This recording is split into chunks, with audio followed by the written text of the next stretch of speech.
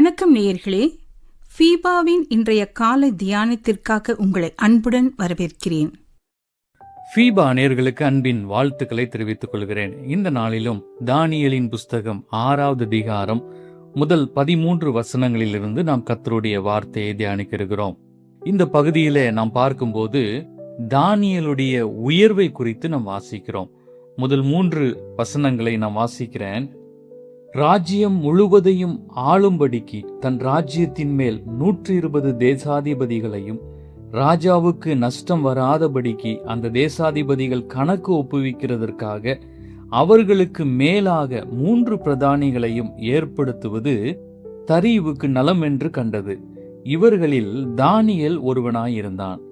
இப்படி இருக்கையில் தானியேல் பிரதானிகளுக்கும் தேசாதிபதிகளுக்கும் மேற்பட்டவனாயிருந்தான். தானியேலுக்குள் விசேஷித்த ஆவி இருந்தமையால் அவனை ராஜ்யம் முழுமைக்கும் அதிகாரியாக ஏற்படுத்த ராஜா நினைத்தான். கர்த்தரை கனம் பண்ணுகிறவர்களது வாழ்க்கையில் உயர் பதவிகளையும் உயரிய மேலான ஆசீர்வாதங்களையும் கொடுக்க தேவன் ஒரு நாளும் தவறியதில்லை என்பதை இந்த பகுதியை நம்ம வாசிக்கும் போது அறிந்து கொள்ள முடிகிறது. 16 வயதில் கைதியாக்கப்பட்ட தானியேல் தரியு ராஜாவின் காலத்தில் 80 வயதாயிருந்தான். அறிவும் திறமையும் ஞானமும் அவனிடம் குறையவே இல்லை. விசேஷித்த ஆவியை பெற்ற தானியேலை அதிகாரிகளுக்கு தலைவனாக்கினான் அரசன். உயர் பதவிக்கு வந்ததும் தானியேல் தேவனை மறந்துவிடவில்லை. இது ரொம்ப முக்கியமான காரியம். நம்முடைய வாழ்க்கையில உயர்வுகள் வரும்போது, நாம் ஒவ்வொரு நாளும் நாம் உயர்த்தப்படும் போது நாம் தேவனை மறந்து விடுகிற காரியத்தை நாம் செய்து விடுகிறோம். ஆனால் தானியேல் தன்னுடைய வாழ்க்கையில எல்லா சூழ்நிலைகளிலும் அவன் தேவனை ஒரு நாளும் மறந்து விடவில்லை. அதனாலதான் தானியேலுடைய வாழ்க்கையில உயர்வு மேல் உயர்வை கர்த்தர் வைத்திருந்தார். ஆகவே 3 பிரதானிகளின் தலைவனாக நியமிக்கப்பட்டான். தேவனுக்கு உகந்த வாழ்க்கை வாழ்ந்ததினால் இந்த உயர்வுகள் எல்லாம் தானியேலுக்கு வந்தன. இரண்டாவதாக, அதே தானியேலின் புஸ்தகம் 6வது அதிகாரம் 5வது வசனத்திலிருந்து 9வது வசனம் வரைக்கும் நாம் வாசிக்கும் போது அங்கே தானியேலுக்கு எதிரான ஒரு சதியை நாம் வாசிக்கிறோம்.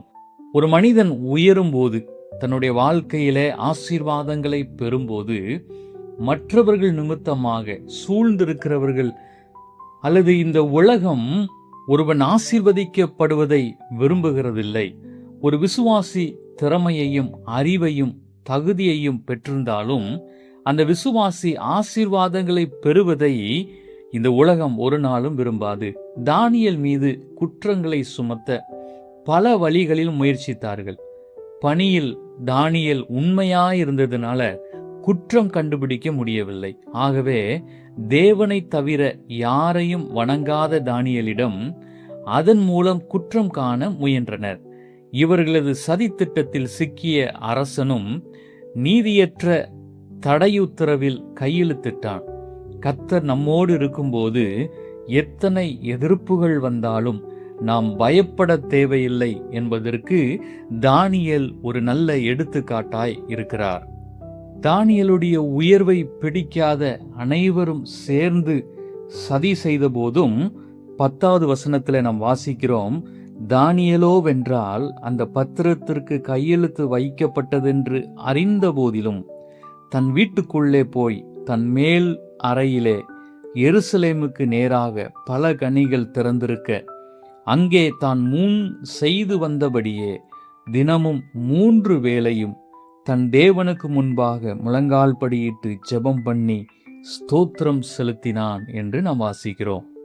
எனக்கு அருமையான கர்த்தருடைய பிள்ளைகளே, ஒரு மனிதனுடைய வெற்றியுள்ள வாழ்க்கைக்கு பின்னால் இருப்பது அவனுடைய தனிப்பட்ட ஜெபம் என்பதை இங்கே தானியேல் மிகவும் தெளிவாக நமக்கு எடுத்துரைக்கிறார். இறுதியாக 11வது வசனத்திலிருந்து 13ஆம் வசனம் வரைக்கும் நாம் வாசிக்கும் போது அங்கே தானியேலின் ஜெப ஜீவியமும் வெற்றியையும் நாம் பார்க்கிறோம்.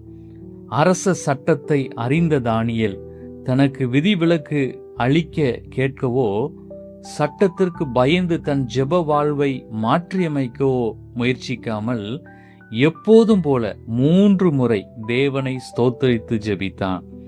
தானியேல் இன்றைய கிறிஸ்தவர்களுக்கு சிறந்த ஒரு முன்மாதிரியாக இருக்கிறார்.